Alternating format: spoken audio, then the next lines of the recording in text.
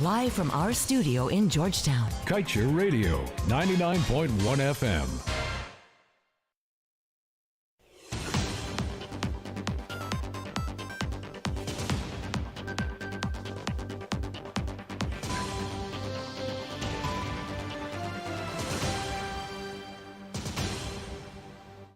Good evening with your nightly newscast on Kaieteur Radio. I'm Kevin Smith. Field development plans are one of the most detailed documents oil companies must submit to governments when planning to extract oil or gas resources from a particular field. To ensure a proper interrogation of such a document, countries are expected to hire experienced specialists in varying fields to ensure the oil or gas development plan is in keeping with international best practices, and most importantly, are not over-designed to allow for inflated costs.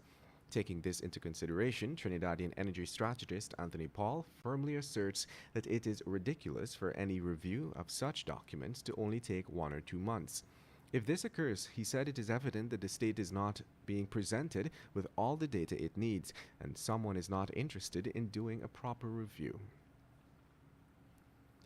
And in the 2017 assessment of Guyana's oil and gas capacity, the World Bank found that the previous government had put in place a mechanism that involved key management ministries and agencies in an interministerial technical committee on petroleum to ensure all input from relevant agencies in relation to the development, management of the oil sector, and even spending of the revenues garnered.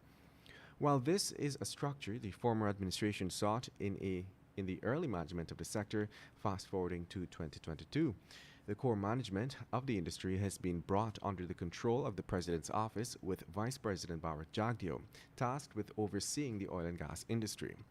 The issue with the new mechanism, however, is that a number of areas within the sector remain unresolved, with local and international oil and gas stakeholders continuously highlighting risk areas that could see Guyana becoming a victim of its oil wealth.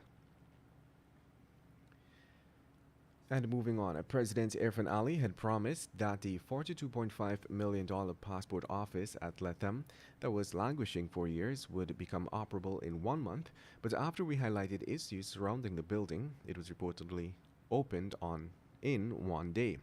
The disclosure was made by the Regional Democratic Council of the Region 9 District on Thursday. The RDC also pointed out that the doors of the office were opened for the first time to the public on Monday, August 29th. Meanwhile, opposition leader Aubrey Norton says his party is not to be counted out in the upcoming local government polls, despite calls for a clean voters list ahead of any elections. The opposition chief insisted that the party maintains its call for a clean list, but it has no commitment to not participating in the local polls. And moving on, at least 3 persons on Thursday have been left without a place to live after a fire ripped through 2 houses at 94 Brutus Street, Agricola, East Bank, Demerara. One of the houses, a 2-story wooden home, was completely destroyed, while the other house, another 2-story building but made of concrete and wood, was left gutted and partially standing. And to wrap things up, Guyana's former permanent representative to the United Nations and former foreign minister, Mr. Rashley Jackson, has died. He was 93. Jackson, who had suffered multiple attacks of stroke, had been ailing for some time now. He reportedly died at his Republic Park, East Bank, Demerara home. And that brings us to the end of this evening's newscast. I'm Kevin Smith. Thank you for listening. Coming up at 19 hours 20 is the Glenn Lal Show, Tell It As It Is.